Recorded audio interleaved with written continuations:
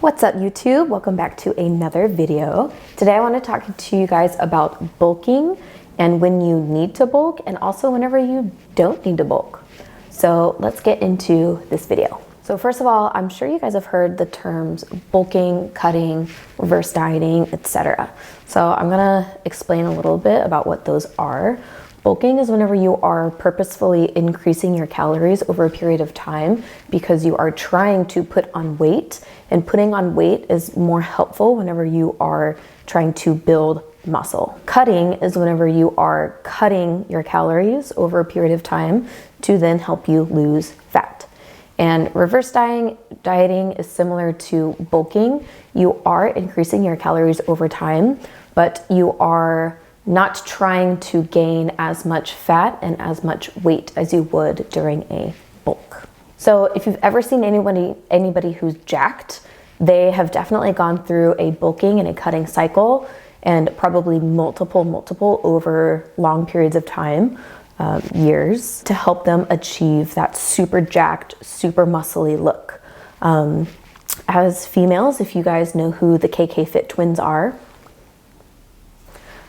they have also gone through a lot of these bulking and cutting cycles, and that's how they've achieved their current physique. You can see that they have a lot of muscle, they have a lot of shape, a lot of definition, but they're very lean. That's in part because they've done their bulking and cutting cycles, and they've been resistance training while doing that. So they've potentiated their muscle gain and then lost a little bit of fat, went back, did like a muscle gain phase, cut, and lost a little bit of fat, and here they are, and they look amazing. So putting on muscle is a really great way to increase your metabolism because muscle requires more energy. It demands more of your body, so your body is literally having to take in more calories to maintain the muscle.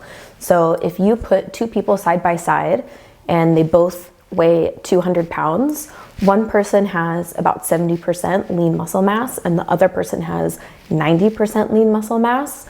The 200-pound person that has 90% muscle mass, you bet, is eating more calories than this person, and their weight is staying the same.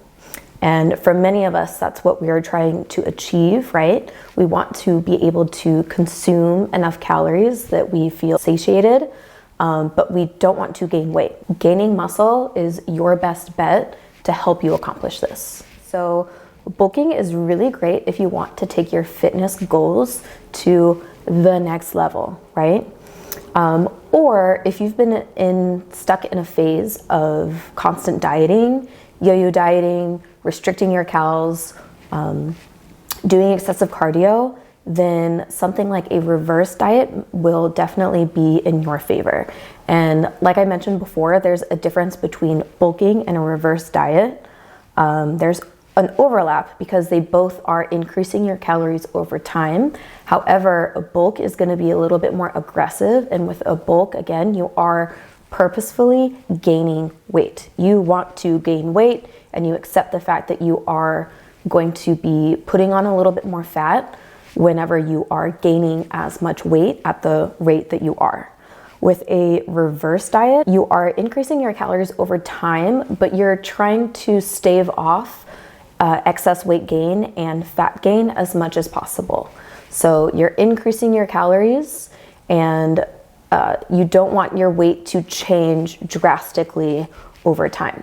So you're being a little bit more conservative, and people will use this to heal their metabolisms. So I'll talk about that in a little bit. So now that we have that covered, let's talk about when you don't need to bulk. You don't need to bulk. I remember whenever I first started my fitness journey, I was so confused whether I should be bulking, cutting, was I trying to gain muscle mass, was I trying to lose my fat, all the things. So I want to talk about that before we move on.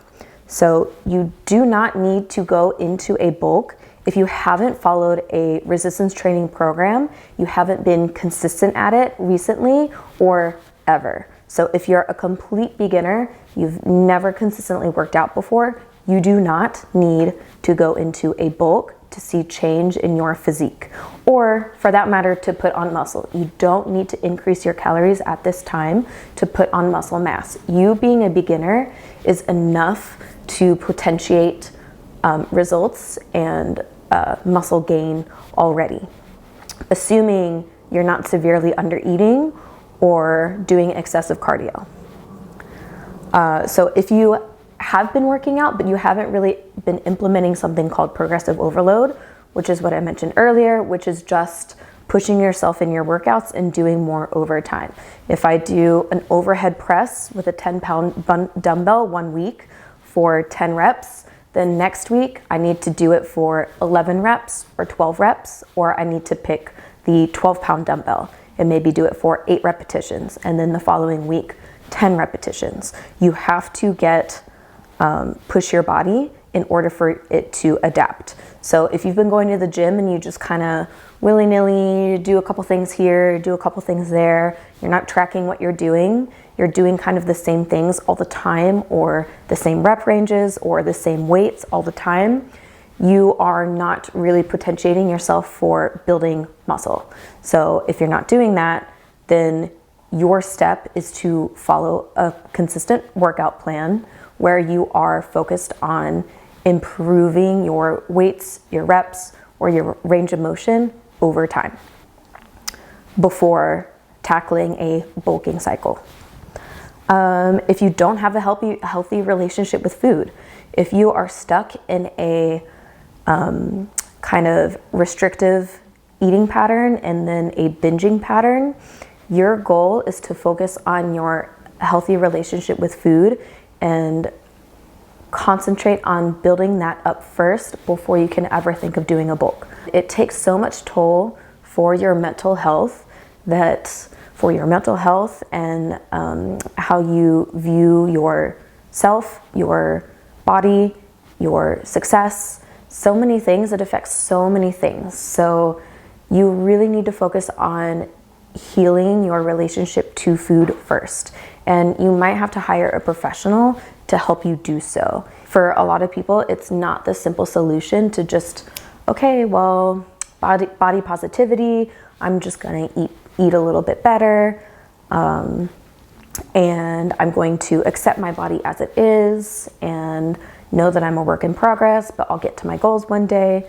For a lot of people, that's just not enough. So if that sounds like you, please seek out the help that you may be needing to start developing a better relationship to your food. Lastly, you don't need to do a bulk if you are overweight. And overweight, I'm gonna rely on BMI. So you can type in your info into like a BMI calculator. And the BMI, I have a little bit of beef with. For untrained individuals, it's much more accurate. For people who have a history, resistance training, or working out, the BMI is not so accurate because it can't account for building more muscle. So for me, as short as I am and what I'm weighing right now, it's saying that I'm overweight. So BMI, overweight if you have been an untrained individual. You don't need to go through a bulking cycle to put on muscle mass, because you still have some excess weight to lose, and that's fine. And implementing a gentle cardio routine and a resistance training program that is more tailored to you, you are still going to see changes in your body. So you don't need to go through a bulking cycle yet. Okay, so I totally forgot to mention a really important factor on the bulk or not to bulk dilemma, and that is your freaking lifestyle and where you're at, what you're going through, what you want your life to look like, and just your balance of family life, work life, personal life. There are so many factors that are going to play a role in this, and it is not your job to have a six-pack, okay? It's not detrimental to you if you don't look like the model, you know, on whatever cover or whatever actress. Fitness has been a little bit convoluted with how we're looking and how we appear. and there's been less like focus on functionality over time.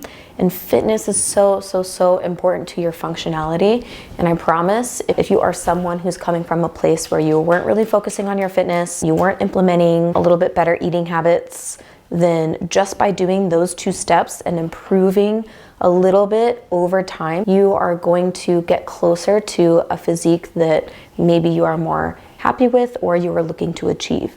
It does not mean that you have to do these extreme methods to look a particular way. There's so many of us out there who really don't need bulking and cutting in their life, especially if you're raising a family, if you're a single parent, if you have a lot of family issues going on, your career has exploded. So many reasons to put these other things in front of something like bulking and cutting, and it might not fit into your lifestyle so easily, and that is totally okay. I just want to be clear that baby steps towards your goals are super important over extreme measures to get to those goals. Bulking and cutting and going through a bulking cycle might just not be for you ever, and that's totally okay. Okay, so when should you think of reverse dieting? So again, if you've been stuck in a kind of unhealthy mentality of I need to eat less to lose weight, or you're adding so much cardio because you think that adding in that more cardio is helping you burn calories and it's going to help you lose weight, reverse diet might be more beneficial to you, not necessarily a bulk. So why is so much cardio and under eating negatively impacting your goals? Here's why. The less that you're eating, the slower your metabolism becomes because your body is trying to conserve as much energy as possible. So if your body isn't really getting enough fuel, then it adapts in other ways. You eat less, your body's like, well, okay, we don't really have energy to do this thing that, maybe you're wanting to do. So it makes you more tired, and being more tired obviously makes you not want to move. You want to sit on the couch. You don't want to do much. You tend to fidget less. There's so many research papers on energy equation and the food energy balance. Doing excessive cardio is just a really nasty cycle of calories in, calories out. Say that you go on a 30-minute run, you burn 200 calories from that run. You think, yes, sweet, I burned 200 calories, I'm eating at a deficit, but because of that run, you might be a little bit more hungry than you normally are, so maybe you just eat a little bit more food. Eating that little bit of food takes away from the calories that you just burned off, right? So you kind of get stuck in this cycle of burning calories off and potentially eating them back, unless you are specifically tracking your food and you are monitoring your cardio at the same time. Also, cardio breaks down muscle, and like we already said, muscle is what requires more energy for your body. So putting on muscle mass is what's going to increase the amount of calories that you are allotted each day to consume. Cardio does not change your metabolism in that way whatsoever. And also with cardio, you may lose weight, but you could still keep fat on your body. So my fat tends to hang out in like my lower belly. If I were to run a bunch, I may lose a little bit of body weight. So I may lose some body weight over time, but my tummy is still going to look soft. It's not going to have definition. It's not going to have that tone look that I'm looking for. That tone comes from, again, building muscle. Building muscle helps burn fat off. So we're not just talking about weight loss, we're also talking about fat loss. Creating more muscle, putting more muscle mass on your body helps burn that fat. Intense cardio also increases your stress levels. That increases things like cortisol, and whenever we have higher levels of cortisol in the body, that makes it way more difficult for us to tap into that fat. So it makes it harder for us to lose weight just from high stress levels. And often if you are under eating, that causes stress to your body. I think that we kind of forget that. Again, that stress is making it harder to lose weight. Increasing your calories over time with a purposeful method does not mean that you are going to blow up and that you are going to look really fat. It is really difficult to get to that point. You have to be overeating a lot, very consistently to gain that amount of weight. And let me tell you why. So whenever you're adding in more calories, your body has to turn those calories into energy, and turning it into energy requires energy. So just by eating more throughout the day, you are using more energy to consume more. The more energy you have, the more likely you're going to want to move because you have more energy. So the more likely you might fidget, you might feel like going on a walk, you might feel like moving around your house, doing a little bit of extra cleaning, things like that. They will add up to your total energy expenditure throughout the day.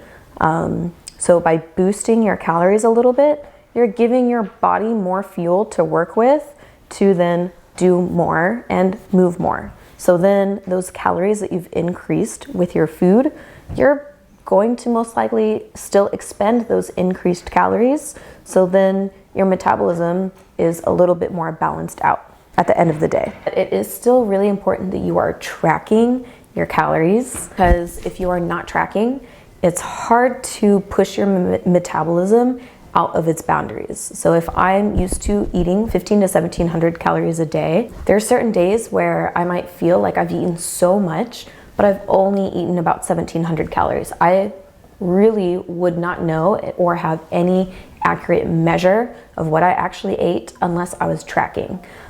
So it took time to increase those calories, and I had to look for it, and I had to make it happen, and I had to track. Even whenever you're reverse dieting and you're thinking, oh, I'm just gonna eat a little bit more over time, you have to track. You have to track it because your metabolism is going to try to bring you back down. Let's talk about how to bulk.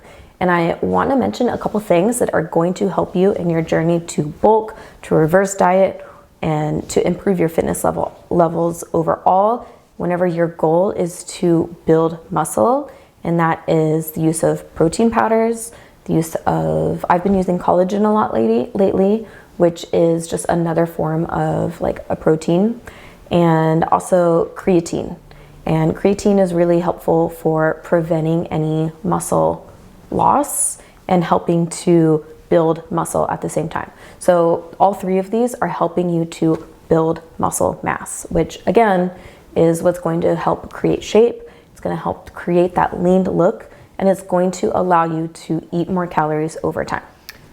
So one of my favorite protein powders that I've been using recently is Cinnamon Crunch. And this protein powder is from EPN Supplements.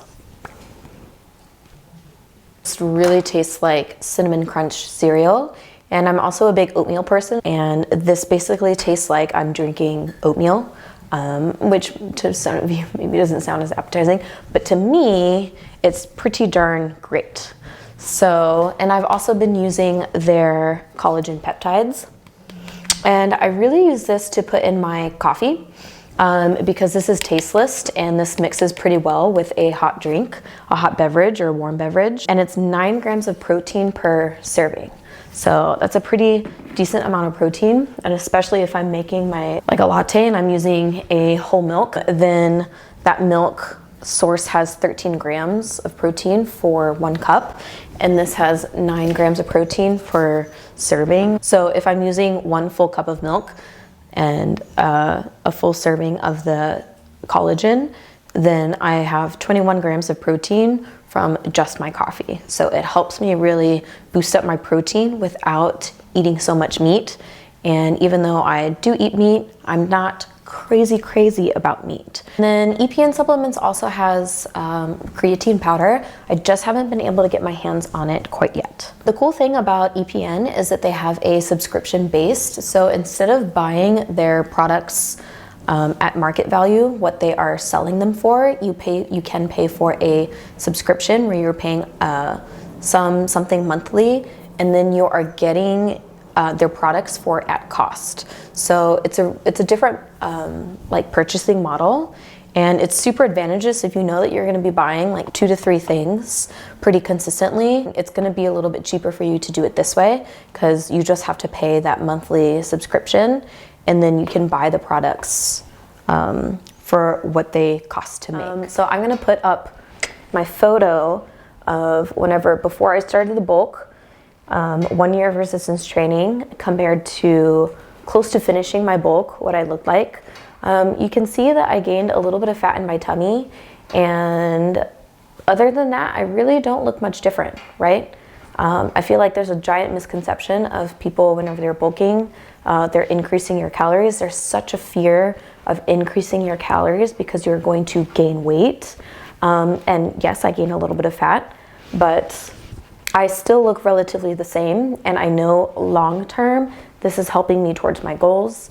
And it was so enjoyable doing this process during the fall and winter because we had Halloween, we had Thanksgiving, we had Christmas, and I was able to eat more food without guilt and just enjoy my food more, right? Because I was adding in more carbs, more fats. It was a really good process for me to do the bulk. Well, you guys, I don't really know how it happened, but I totally forgot to film an outro.